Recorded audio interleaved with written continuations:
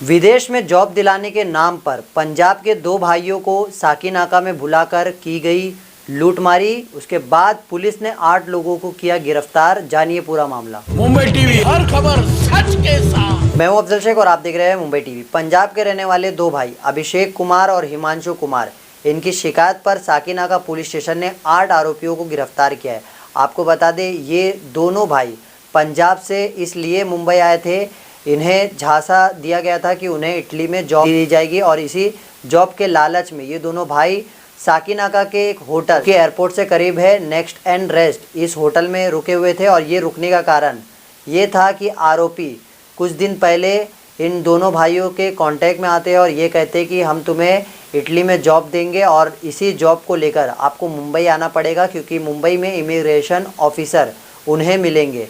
जिसके बाद ये दोनों होटल बुक करके इस जगह पर रहते तो ज़रूर है, लेकिन देर रात को ये आरोपी इनोवा कार लेके आते हैं फर्जी नंबर प्लेट लगाकर, और इस इनोवा कार से उन्हें नवी मुंबई के एक मैकडॉनल्ड पर ले जाते हैं और मैकडॉनल्ड में ले जाने के बाद चाकू की नोक पर लूटमारी करते हैं। अब ये लूटमारी किस तरीके से होती है, तो पुलिस ने जानकारी देते हुए कहा है कि इन दोनों आरोपियों को लूटते समय इनको चाकू दिखाकर पहले बेरहमी से मारा गया और फिर इन दोनों पीड़ितों के पास जो सोने की चैन थी 2 तोले की, वो छीन ली गई।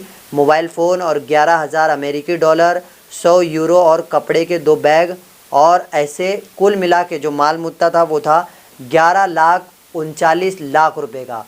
11 लाख रुपए की ये लूटमारी करने के बाद आरोपी वहाँ से फ़रार हो गए। अब बता दें आरोपी क्यों फ़रार हुए, क्योंकि आरोपी जो है उत्तर प्रदेश, पंजाब और हरियाणा ऐसी जगहों को टारगेट इसलिए करते थे ताकि मुंबई पुलिस उनका पता ना लगा सके। लेकिन ये पंजाब के दोनों भाई हिमांशु और अभिषेक तुरंत जो है साकीनाका पुलिस स्टेशन को घटने की जानकारी देते हैं, जिसके बाद पुलिस द्वारा इन 8 आरोपियों को गिरफ्तार किया जाता है, जिनमें से 3 जो है वो ट्रैवल एजेंट है, बाकी 5 ड्राइवर और कुछ अन्य कर्मचारी है।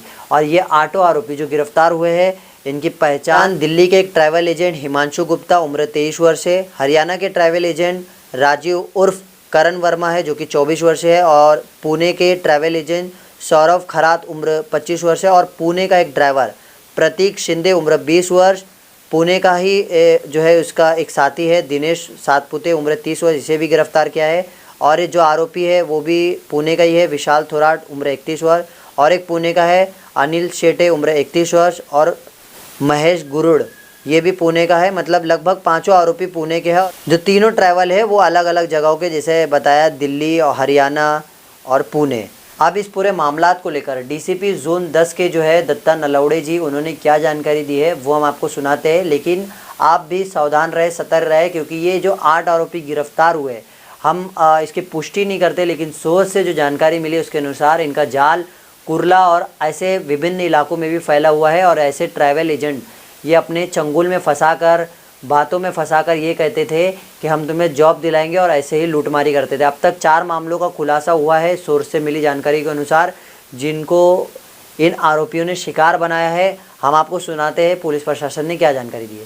साकीनाका पुलिस स्टेशन में एक इन्फॉर्मेशन रिसीव हुई थी, जिसमें कंप्लेनेंट का कहना था कि इनको साकीनाका के एरिया के एक होटल से इनोवा कार में से ले जाके न्यू मुंबई के मैकडॉनल्ड्स के पास में लूटा गया है।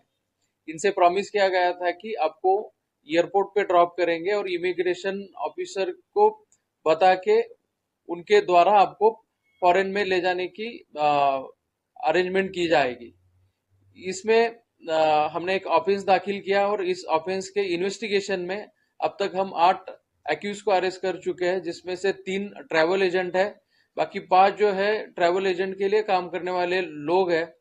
ये जो और भी इस इन्वेस्टिगेशन में सामने आया कि एक ऑर्गेनाइज गैंग है जो लोगों को लूर करता था कि आपको हम फॉरेन में भेजेंगे, वहां पे जॉब दिलवाएंगे, आपका इमिग्रेशन का प्रोसेस क्लियर करवाएंगे, आपको वीजा भी दिलवाएंगे। ये सब बताने के बाद टारगेट के पास कितने डॉलर्स है, कितना पैसा है और कितना पैसा वो ले जा सकता है, इसकी एक इंश्योर किया जाता था। ये सब इंश्योर करने के बाद इनको एयरपोर्ट के आसपास का होटल बुक करने के लिए कहा जाता था, और ये होटल बुक होने के बाद हम आपको आज शाम में रिसीव करेंगे, हमारी गाड़ी आएगी, लोग आएंगे, वही लोग आपको इमिग्रेशन ऑफिसर के पास लेके जाएंगे और आपका इमिग्रेशन का प्रोसेस क्लियर करवा के आपको फॉरेन भेजा जाएगा, ये बताया जाता था। इस केस में कंप्लेनेंट को इसी तरह से होटल से रिसीव किया गया है किनोवा में। इसको कोलंबोली के मैकडोनल्ड्स के पास लेके गए पूरा ग्रुप। वहां पे उनको बोला गया कि आपको कुछ देर वेट करना पड़ेगा, इमिग्रेशन ऑफिसर आ रहे हैं। उसके बाद उनको फिर से गाड़ी में बिठा के कोलंबोली से थोड़ा आगे जाने के बाद उनके पास के डॉलर्स, सेलफोन्स और जो भी वैल्यूएबल्स थे वो लूटे गए। इस केस में अब तक 8 लोगों को हम अरेस्ट कर चुके हैं। यूज की गई गाड़ी, उसकी नंबर प्लेट और कुछ डॉलर्स भी इसमें हम जब्त कर चुके हैं। ये जो ग्रुप है ऐसे ही टारगेट को ढूंढता था कि जिनको नौकरी की जरूरत है, जिनका सपना है कि फॉरेन में जाके कुछ करेंगे, जिनको वीजा की और इमिग्रेशन प्रोसेस में हेल्प की जरूरत है, ऐसे लोगों को चुन के उनको लूटा जाता था। इस केस में अब तक ये केस और 2 केसेस वारदात की इंफॉर्मेशन हमें एक्यूज की इंट्रोगेशन में मिली है। ये बताया कि भाई किन देशों में भेजने का लालच दिया जाता था या उनको आश्वासन दिया जाता था और किस तरह से मोटरसाइकिल विक्टिम्स को जो है वो यूएस, ऑस्ट्रेलिया, कनाडा, इन देशों में यानी कि यूरोपियन कंट्रीज में भेजने का आश्वासन दिया जाता था। सर, टारगेटेड कस्टमर कहाँ से खोजते थे? क्योंकि कस्टमर खोजना जो वो शख्स जो डॉलर पे करे, कि जॉब खोजने वाला हर आदमी डॉलर पे कर पाए लाखों में, ये आसान नहीं होता। ऐसे में ऐसे कस्टमर खोजना, ऐसे लोगों को आइडेंटिफाई कर पाना, ये कैसे होता था? उनको कैसे खोजते थे? ट्रैवल एजेंट्स जो है एक दूसरे को कस्टमर की जानकारी शेयर करते थे।